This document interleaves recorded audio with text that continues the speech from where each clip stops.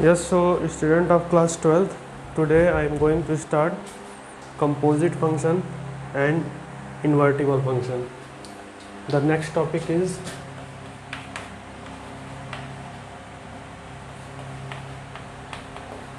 composite function and invertible function.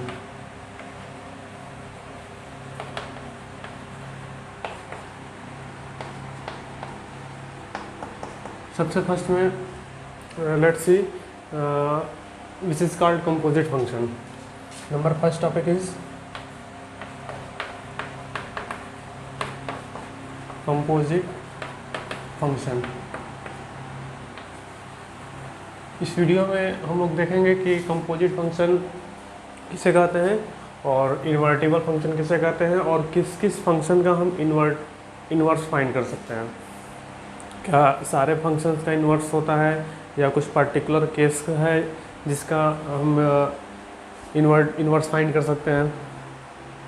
तो यहाँ पे नेक्स्ट में देखें हम सबसे फर्स्ट जो है आपका composite function. A function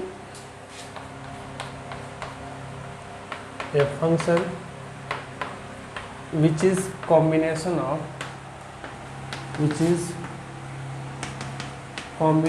of two or more than two function in such a way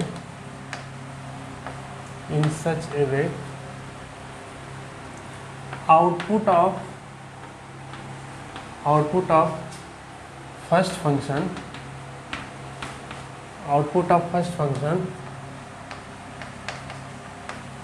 becomes input of second function.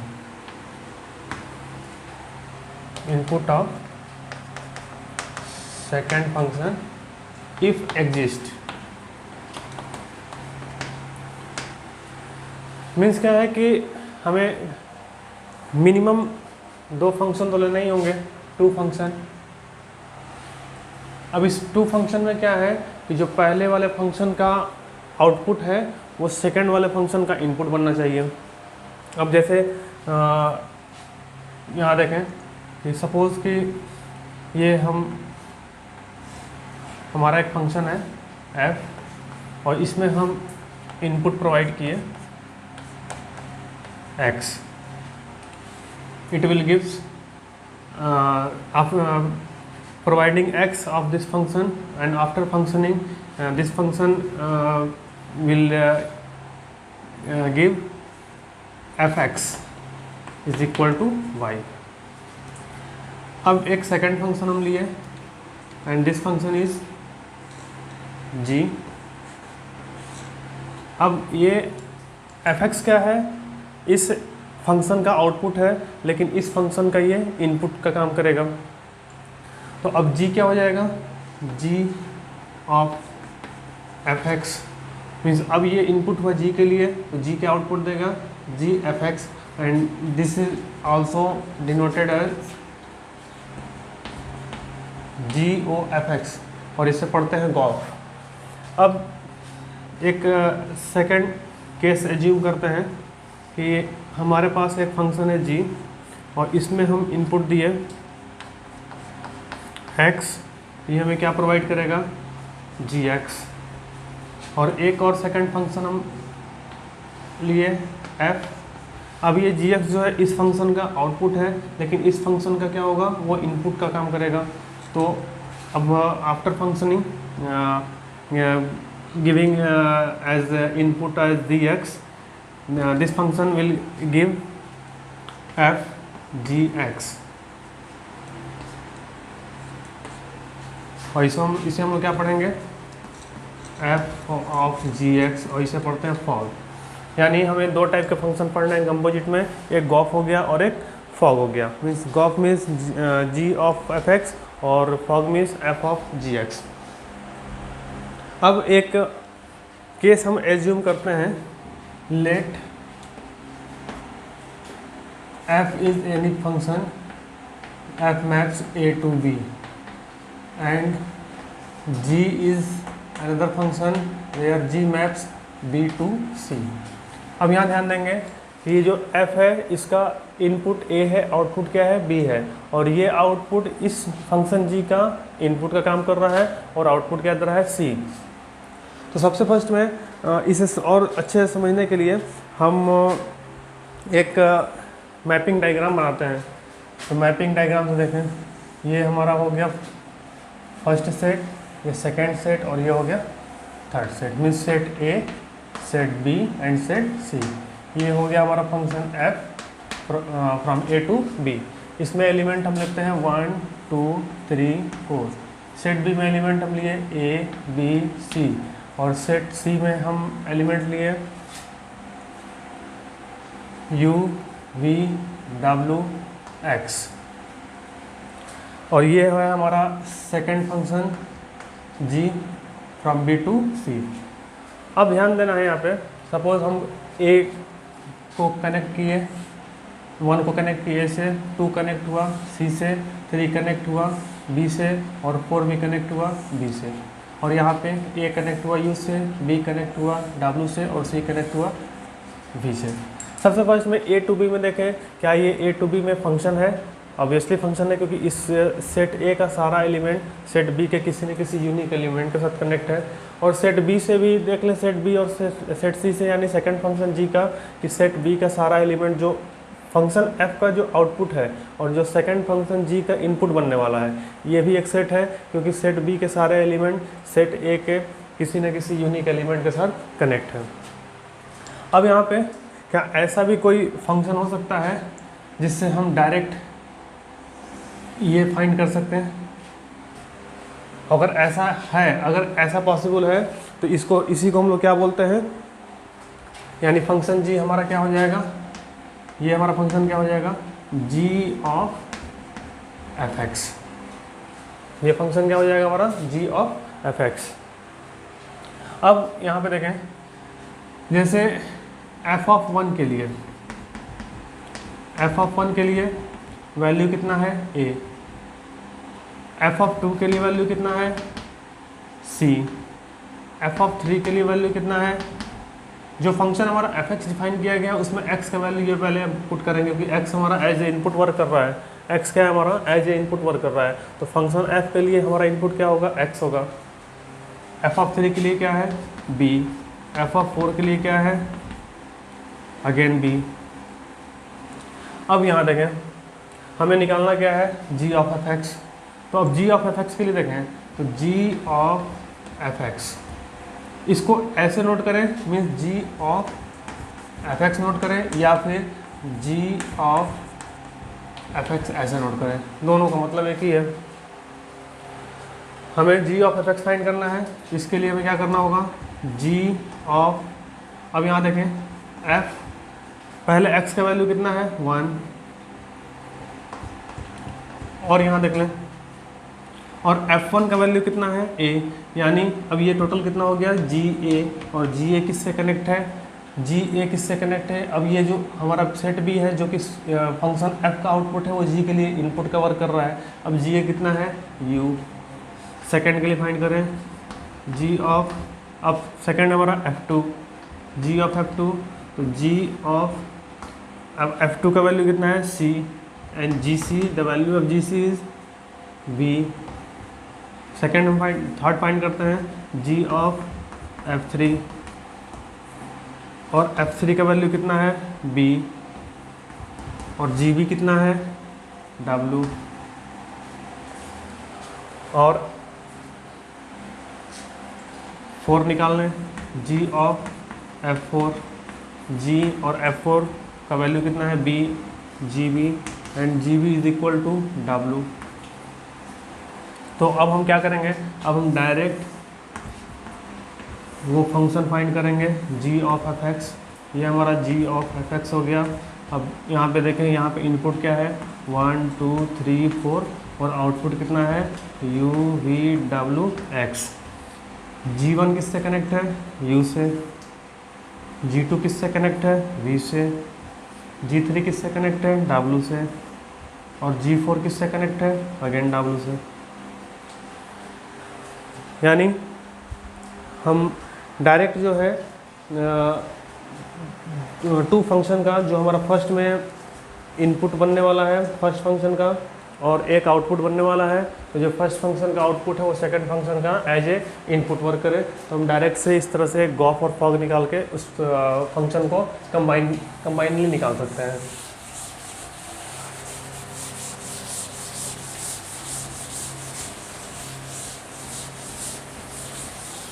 अब एक और एग्जांपल देखते हैं। Let fx is equal to sine x and gx is equal to x square. ये एक function दिया है sine x और एक फंक्शन दिया है एक्स स्क्वायर। हमें फाइंड क्या करना है, find f of gx and g of fx। तो सबसे फर्स्ट में हम f ऑफ gx के बारे में बात कर रहे हैं। तो f ऑफ gx में देख लें यहाँ पे पहले सबसे फर्स्ट में gx और gx का वैल्यू कितना है, एक्स स्क्वायर। तो इसको इस टाइप से भी नोट कर सकते हैं, ये हो गया f एक्स स्क्वायर। अब फंक्शन f की ओर चलते हैं। फंक्शन f क्या है, fx is equal to sine x, means जहाँ पर x है वहाँ पे ट्रिग्नोमेट्रिक के उस रेशियो में भी x लगा हुआ है। अब नेक्स्ट में हमें क्या करना है, अब हमें x को रिप्लेस करके एक्स स्क्वायर करना है, तो ये कितना हो जाएगा, साइन एक्स स्क्वायर। ये हो गया हमारा f ऑफ gx का वैल्यू। अब हमें निकालना है g ऑफ fx। g, अब fx का वैल्यू देखें, अब fx का वैल्यू कितना है, the value of fx is sine x। अब कंसिडर करते हैं towards the function gx and the gx is x square, means जहाँ पर x है वहाँ पर एक्स स्क्वायर। तो अब जहाँ पर साइन x होगा वहाँ पर हम क्या लिख देंगे, sine x whole square and sine x whole square is equal to sine square x. तो यहाँ पर एक और बात पता चलती है, वो क्या है कि f of gx is not equal to g of fx। Means f of gx g of fx के इक्वल नहीं है। एक और फंक्शन हम कंसीडर करते हैं,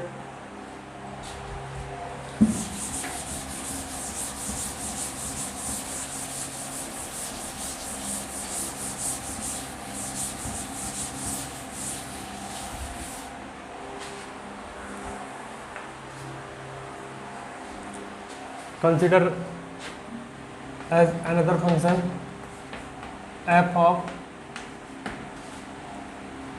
2 3 4 5 2 2 3 4 5 2 3 4 5 9 3 4 5 9 and the second function g maps 3 4 5 9 2 7 11 15 7 11 15 be a function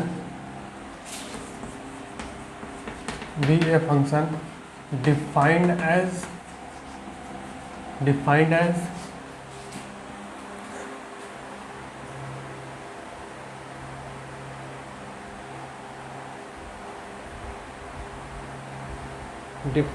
as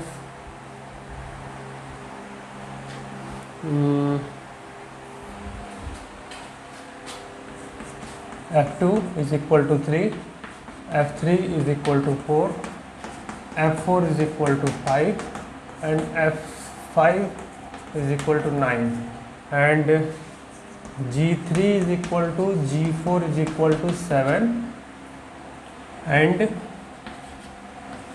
g5 is equal to g9 is equal to 11। हमें find करना है gof, find Gauff.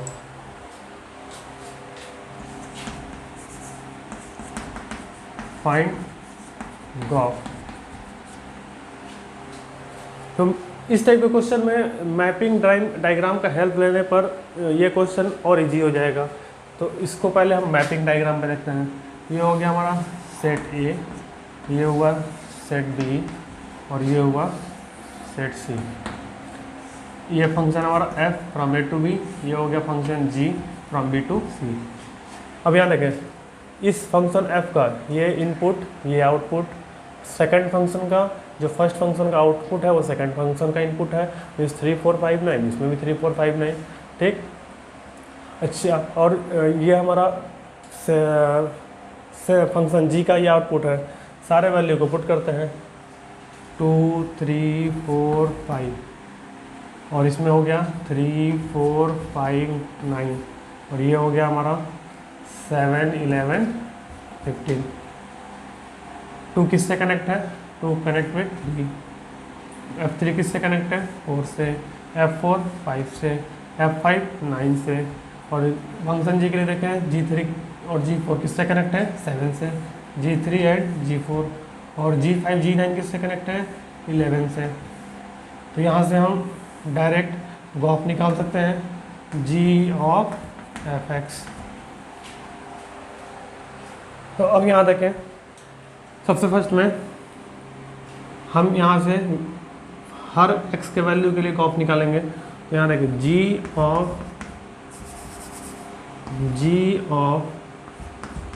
F2 means अब the value of F2 is 3 and G3 किससे connect है? 7 से। अब से next के लिए निकालते हैं G of F3 and the value of F3 is 4 और G4 किससे कनेक्ट है? अगेन 7 से।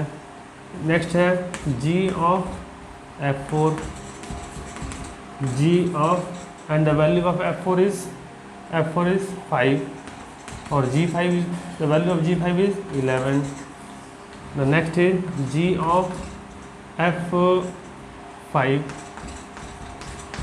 The value of G5 is 9 and G9 is equal to 11। यानी ओवरऑल अगर हम इस सेट को ऐसे कनेक्ट करें फ्रॉम A टू C, ये हो गया हमारा गॉफ। तो सेट ए में एलिमेंट कितने हैं? 2 3 4 5 और सेट सी में 7 11 15। तो यहाँ देखें 2 किससे कनेक्ट है? 7 से। 3 किससे कनेक्ट है? 7 से। 4 किससे कनेक्ट? 11 से एंड 5 ऑल्सो कनेक्टेड विथ 11। यहाँ से हम डायरेक्ट गॉफ निकाल लिए। अब यहाँ पर ध्यान देंगे कि किस किस कंडीशन पर या कुछ ऐसे कंडीशन है कि जिस पर हम कंपोजिट फंक्शन फाइंड नहीं कर सकते हैं। वो कंडीशन क्या क्या होंगे?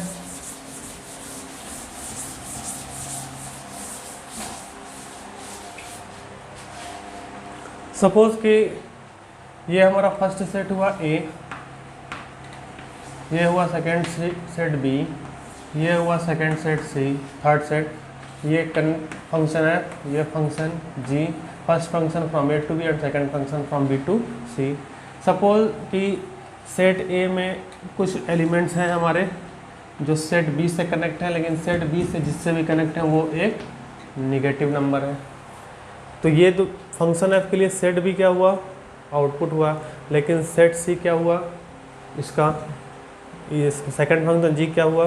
सेकंड फंक्शन G के लिए B क्या हुआ? ये इनपुट का काम करेगा। और अगर हम फंक्शन G को डिफाइन कर दें log x, तो क्या इस कंडीशन में आउटपुट देगा?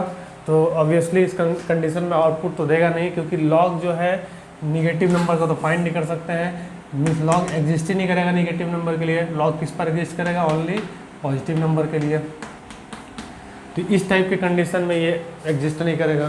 तो इसी वजह से डिफिनीशन के लास्ट में इफ एग्जिस्ट लिखा गया था। यानी क्या है कि अगर फर्स्ट फंक्शन का आउटपुट कोई निगेटिव नंबर है जो कि सेकंड फंक्शन का इनपुट बनने वाला है, ठीक है, तो उसी टाइप से सेकंड जो फर्स्ट फंक्शन का आउटपुट है अगर कोई निगेटिव नंबर है और जो सेकंड फंक्शन है वो हमारा लॉग में दिया हुआ है, तो लॉग जो है किसी भी निगेटिव नंबर को एक्सेप्ट नहीं करेगा। अब जब एक्सेप्ट नहीं करेगा तो एग्जिस्ट नहीं करेगा। तो इस टाइप से हम सारे फंक्शन का कंपोजिट नहीं निकाल सकते हैं, मीन्स गॉफ और फॉग नहीं निकाल सकते हैं। अगर वो एग्जिस्ट करता है तभी निकालेंगे। तो इसके लिए क्या करना है कि हमें फर्स्ट फंक्शन का जो कोड डोमेन है, जो कि सेकंड फंक्शन का डोमेन बनने वाला है, वो हमें चेक करना होगा। अब इसमें यह भी है कि अगर कंपोजिट फंक्शन के लिए कुछ और भी कंडीशन है कि नंबर फर्स्ट में if f maps a to b and g maps b to c is 1 1, यानी फर्स्ट फंक्शन जो है f maps a to b और जो सेकंड फंक्शन है g maps b to c, ये दोनों 1 1 है। देन इसका गॉफ क्या हो जाएगा, then gof maps a to c is also 1 1। तो गॉफ क्या होगा, गॉफ भी हमारा 1 1 हो जाएगा। सेकंड हम देखते हैं, if f maps a to b and g maps b to c is onto, अगर दोनों फंक्शन सेपरेटली onto हैं देन, तो इस कंडीशन में गॉफ क्या होगा, Gauff a to c is also onto, तो भी ये onto हो जाएगा। नंबर थर्ड में if f and g such that gof is defined as 1 1 are f and g both necessarily 1 1, यानी if f and g such that gof is defined as 1 1, f and g such that gof is defined 1 1, then both function f and g necessarily 1 1, then both function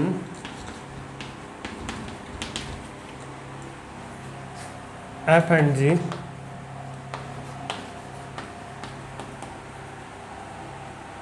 necessarily 1 1, means अगर f and g दो function हम define कर चुके हैं, तो अगर Gauff 1 1 है, अब इसी का जस्ट अपोजिट है, तो अगर गॉफ 1 1 है तो दोनों फंक्शन को ही 1 1 होना पड़ेगा।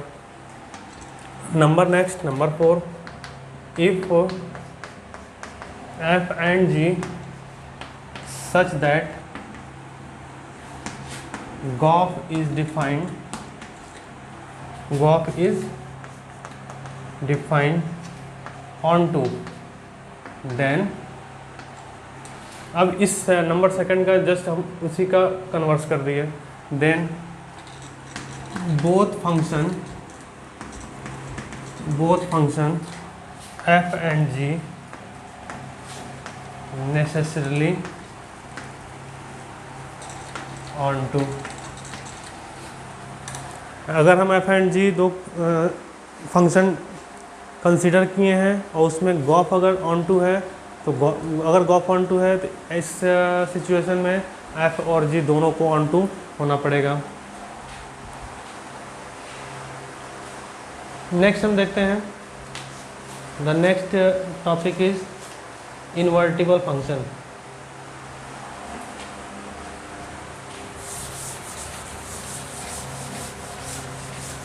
The next topic is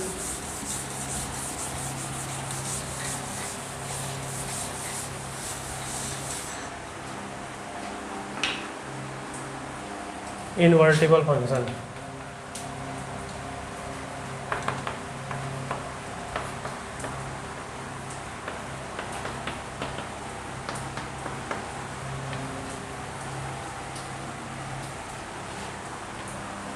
suppose कि हम एक ऐसा इंस्ट्रूमेंट बनाते हैं f, जिसका इनपुट क्या है, x है, और ये हमें आउटपुट क्या देगा, अगर ये फंक्शन f पर हम कंसीडर करें और इस अगर फंक्शन f का इनपुट x है तो ये आउटपुट क्या देगा हमें y, means y is equal to fx। ये ध्यान देंगे कि x हमारा इनपुट है और y हमारा आउटपुट है, मीन्स ये हमारा फंक्शन है f x to y, means x क्या है हमारा इनपुट है और y क्या है आउटपुट है। क्या ऐसा भी हो सकता है कि y हमारा इनपुट बन जाए और x हमारा आउटपुट बन जाए, मीन्स y हमारा क्या बन जाए इनपुट और x क्या बन जाए आउटपुट। अगर ऐसा पॉसिबल है तो इसे हम क्या बोलेंगे f इनवर्स, मीन्स ये हो गया हमारा इनवर्स फंक्शन। फॉर एग्जांपल देखते हैं कि अगर हम एक छोटा सा एग्जांपल लेते हैं, एक फंक्शन है जो हमारा डिफाइन है 1a and 2b, 1a 2b। इस फंक्शन का जो डोमेन है वो डोमेन क्या होगा 1 एंड 2, और रेंज क्या होगा, या इसको हाँ ठीक है, रेंज क्या हो जाएगा ए बी। तो इसका इन्वर्स क्या हो जाएगा f इन्वर्स।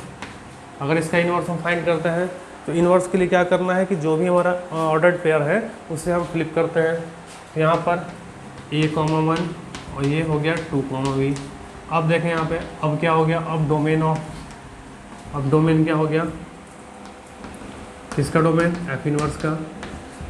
अब कितना हो जाएगा a2,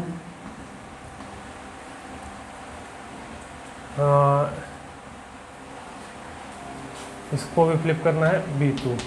अब डोमेन क्या हो गया हमारा ab,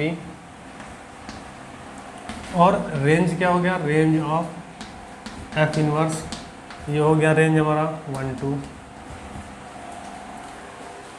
जैसे हम रिलेशन में हम आइडेंटिटी रिलेशन हम लोग पढ़े थे, तो आइडेंटिटी रिलेशन में क्या था कि वो relation is identity when it is in the format of a comma a where a belongs to capital A, where a belongs to capital A means capital A means set A। उसी type से यहाँ पे inverse भी हमको find करना है, ठीक है। यानी जो पहले कंडीशन में x टू y पे जो डोमेन था और जो रेंज था, वो दूसरे कंडीशन में f इन्वर्स में जो डोमेन था वो रेंज बन गया और जो रेंज था वो डोमेन बन गया, ठीक है। ये तो f इन्वर्स हो गया कि जो हमारा इनपुट है वो आउटपुट हो जाए और जो आउटपुट है वो इनपुट हो जाए। तो सबसे फर्स्ट में हम चेक करेंगे कि क्या हम किस किस फंक्शन का इन्वर्स फाइंड कर सकते हैं। ऑन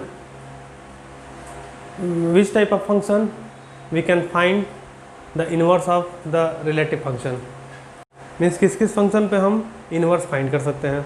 तो नंबर फर्स्ट हम देखते हैं, नंबर फर्स्ट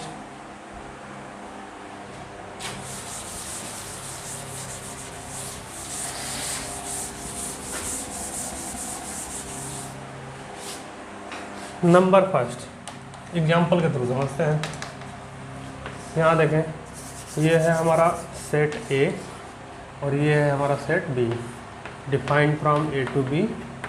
इसमें एलिमेंट है 1 2 3, इसमें एलिमेंट है x y, x1 कनेक्ट है x से, 2 कनेक्ट है x से और 3 कनेक्ट है y से। ये तो हमारा फंक्शन हो गया।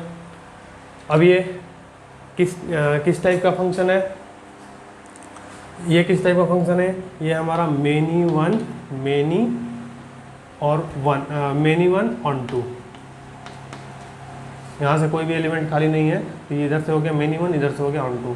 अब देखते हैं क्या इसका f इनवर्स फाइंड होगा, ठीक है। इसी को हम फ्लिप करते हैं, ये हो गया हमारा f इनवर्स b2a। यहाँ पे इनपुट क्या हो जाएगा x y और आउटपुट क्या हो जाएगा 1 2 3। अब देखें यहाँ पे x किससे कनेक्ट हो जाएगा, 1 से भी कनेक्ट होगा, 2 से भी कनेक्ट होगा, और y किससे कनेक्ट होगा 3 से।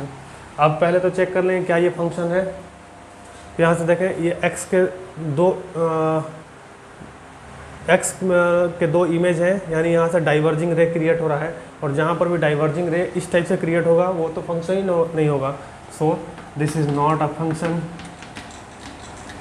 This is not a function, पहला चीज़ क्लियर, अगर function many one onto है तो उसका हम इनवर्स नहीं फाइंड कर सकते। नंबर 2 देख लें। नंबर 2 में अब एक सेकेंड मैपिंग डायग्राम बनाते हैं। ये हमारा फंक्शन डिफाइन हो गया from A to B. Set A में एलिमेंट है 1 2 3 4 और सेट बी में एलिमेंट है हमारे ए बी सी। यहाँ देखें 1 कनेक्ट है ए से, 2 भी कनेक्ट है ए से, 3 भी कनेक्ट है ए से, 4 भी कनेक्ट है ए से। अब ये कौन सा फंक्शन है? ये है मेनी वन और यहाँ से एलिमेंट्स खाली हैं, ये हो गया इनटू। अब इसका एफ इनवर्स फाइंड करें। F inverse B to A. Set B में एलिमेंट कितने हैं? A B C. और सेट ए में एलिमेंट कितने हैं? 1 2 3 4। अब यहाँ देखें ए किससे कनेक्ट है? ए तो सारे से कनेक्ट है। 1 2 3 4। पहले तो चेक कर लें क्या ये फंक्शन है। तो यहाँ पर देखें भयंकर वाला मेनी वन हो रहा है, ठीक है, यानी डाइवर्जिंग। मेनी वन में एक ही सेट ए का एक ही एलिमेंट जो है सेट बी का एक ही एलिमेंट जो है सेट ए के कई एलिमेंट के साथ कनेक्ट है, में डाइवर्जिंग रे यहाँ देखें कई सारे बन रहे हैं। Obviously this is not a function, this is not a function. यानी सेकंड कंडीशन में जो फर्स्ट कंडीशन था मेनी वन ऑन टू पे भी हम फाइंड नहीं कर सकते हैं इनवर्स, उसके बाद मेनी वन इनटू पर भी नहीं फाइंड कर सकते हैं। अब हम बात करते हैं थर्ड नंबर थर्ड। एक सेट हम कंसिडर कर रहे हैं, एक फंक्शन हम कंसिडर कर रहे हैं। ये हो गया function F A to B. यहाँ एलिमेंट है 1 2 3 4 और यहाँ है ए बी सी डी, या 1 2 3 रहने। अब यहाँ देखें 1 connect with A, 2 connect with B, 3 connect with C. अब ये कैसा फंक्शन है? ये फंक्शन हमारा 1 1 इंटू फंक्शन है। इधर से 1 1 और इधर से एक एलिमेंट खाली है, ये हो गया 1 1 इंटू फंक्शन। अब इसका हम इन्वर्स फाइंड करते हैं। इसका इन्वर्स क्या हो जाएगा?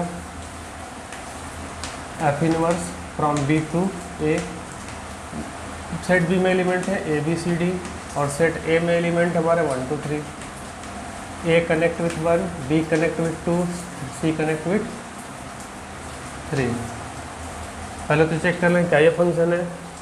ये फंक्शन नहीं है क्योंकि सेट बी का एक ऐसा एलिमेंट है जो कि जिसका कोई यूनिक इमेज नहीं है, तो this is not, this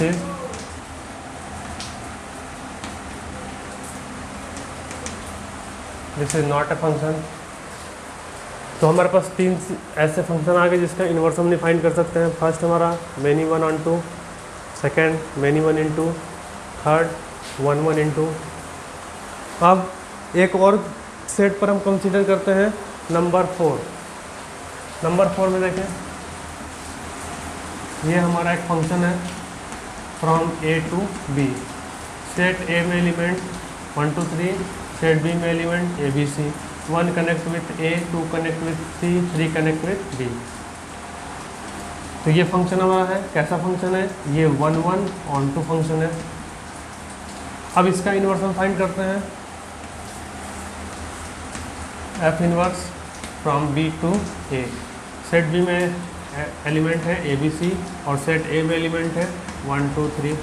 1 connect with 1, sorry A connect with 1 and B connect with 3 and C connect with 2। अब ये देखें क्या ये फंक्शन है? Obviously this is a function, क्योंकि सेट बी का जो फर्स्ट सेट है इसके सारे एलिमेंट के एक यूनिक इमेज है। This is a function. और तो कोई केस बचा नहीं हमारे पास। तो प्रूफ क्या होता है कि इन्वर्स हम उसी फंक्शन का फाइंड करेंगे जो बाइजेक्टिव फंक्शन हो। बाइजेक्टिव मीन्स 1 1 भी हो और ऑन टू भी हो। तो 1 1 ऑन टू के कंडीशन पे हम इन्वर्स फाइंड कर सकते हैं। अब मेथड क्या है? मेथड भी देख लें। How to find inverse of a function.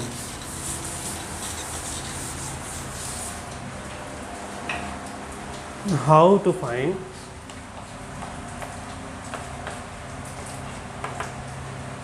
inverse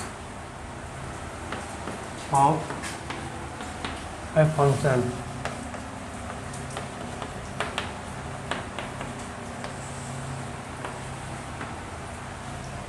inverse हम कैसे फाइंड करेंगे? नंबर फर्स्ट मेथड देखें। नंबर फर्स्ट मेथड है check bijectivity of a function. सबसे फर्स्ट में हमें क्या चेक करना है? सबसे फर्स्ट में हमें बाइजेक्टिविटी चेक करना है कि given function 1 1 and on 2 both होने चाहिए। नंबर 2 रिप्रेजेंट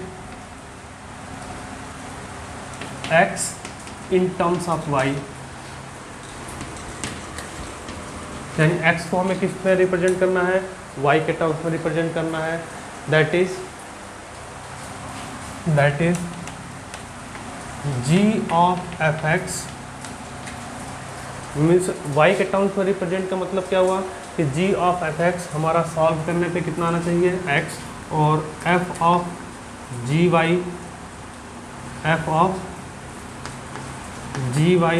ये हमारा कितना आना चाहिए?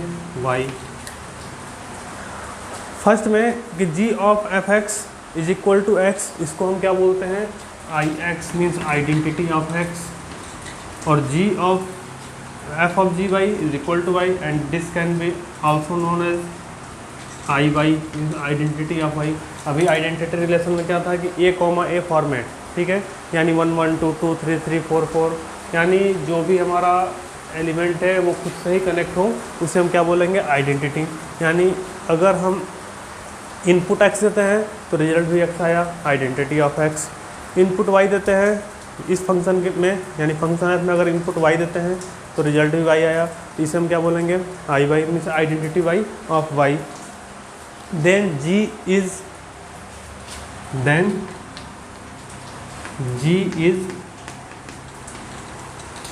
Inverse of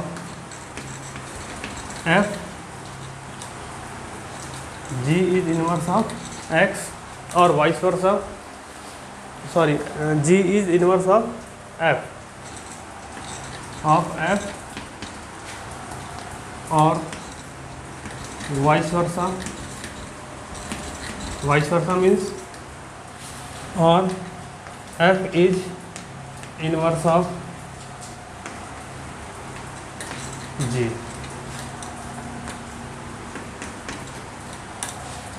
Follow the given procedure to find inverse of a function। Overall result क्या है? The overall result is